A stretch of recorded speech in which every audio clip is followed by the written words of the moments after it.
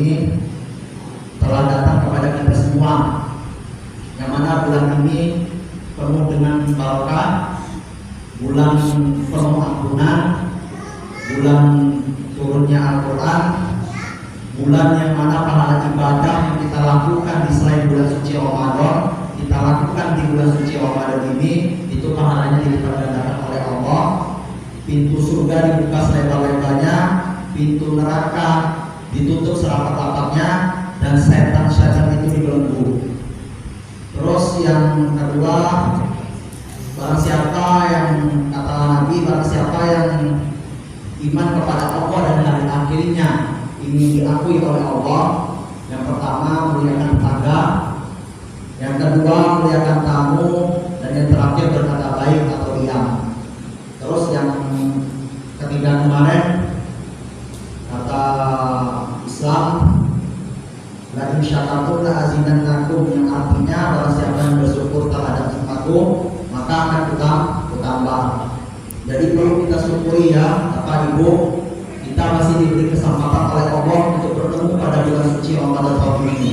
Maka kita manfaatkanlah bulan suci Ramadan tahun ini dengan sebaik-baiknya, karena bulan suci Ramadan di tahun yang akan datang belum tentu umur kita sampai.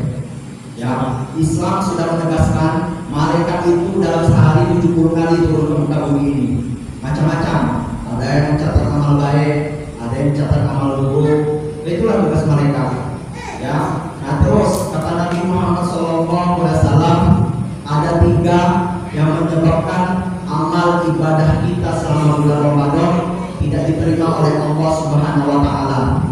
Yang pertama, durhaka anak kepada orang tua. Nah, jadi perlu saya mengingatkan ya kepada anak-anak muda yang masih ada salah sama orang tuanya, minta maaf. Ya, kalau amal ibadahnya ini diterima oleh Allah Subhanahu wa Ta'ala, minta maaf. Ya, minta maaf. Akui kesalahannya. Terus Ustaz, kalau orang tuanya sudah meninggal kayak mana? Kirim Al-Fatihah, bacakan Al-Fatihah. Ya, awaladin sholihin yad'ulah. Doa anak yang soleh dan soleh itu sampai kepada Allah. Doakan orang tua yang sudah meninggal, kirimkan Al-Fatihah kepada orang tua yang sudah meninggal. Ada yang ngomong katanya Al-Fatihah tidak sampai Ustaz. Sampai. Ustaz tahu dari mana? Saya tanya kepada Bapak Ibu, setelah Bapak Ibu kirimkan Al-Fatihah, kirimkan doa, ada Fatihah doa balik ke rumah Bapak Ibu? Tidak ada kan? Nah itu udah jelas sampai. Ya, orang mama paket ada yang antar paket. Ya, kalau sudah tahu rumahnya itu yang diantar paket sampai. Kenapa? Alamatnya pas. Ya, begitu juga dengan doa.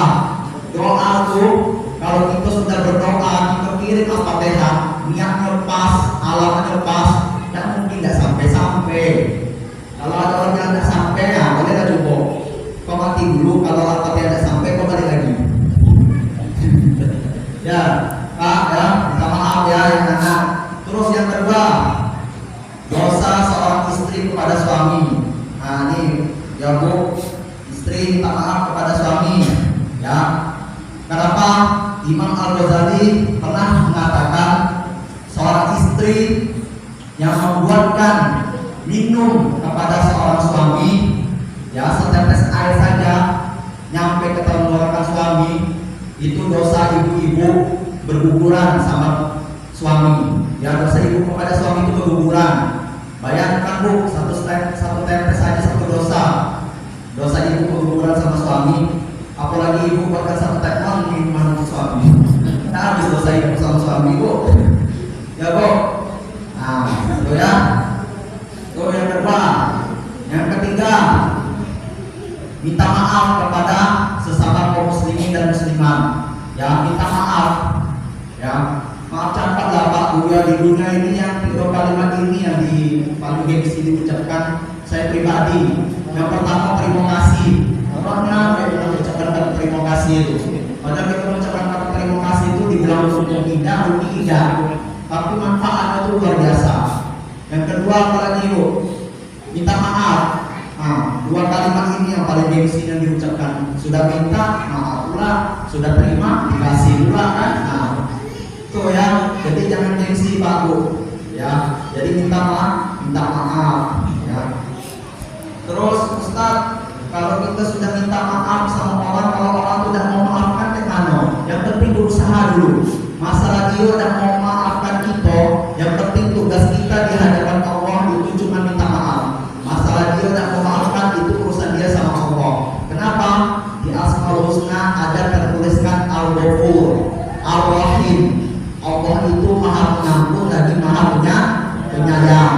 Sebesar apapun masalah Bapak Ibu, sebesar apapun masalah kita sama orang, percayalah dan yakinlah ampunan Allah jauh lebih besar dibandingkan masalah Bapak Ibu kepada orang lain. Jelas Pak Bu? Nah, maaf. Tuh.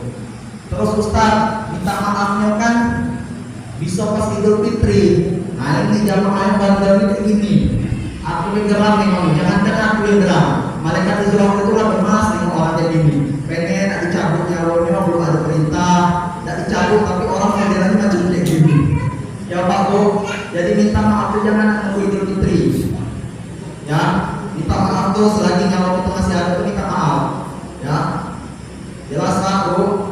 Nah, jadi kesimpulannya gak perlu lah banyak-banyak ya, sedikit aja saya sampaikan. Kalau amal ibadah kita ingin diterima oleh Allah Subhanahu Wa Taala, minta maaf kepada sesama kaum muslimin dan muslimat. Terus yang kedua ya seorang istri minta maaf sama suami. Kemudian yang anak-anak ya minta maaf sama orang tuanya. Ya mungkin hanya ini yang dapat saya sampaikan, tapi kurangnya saya mohon maaf.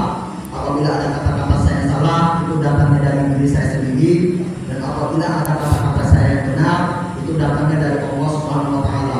Wallahu a'lam bishawab. Hanya Allah lah yang tahu akan kebenaran.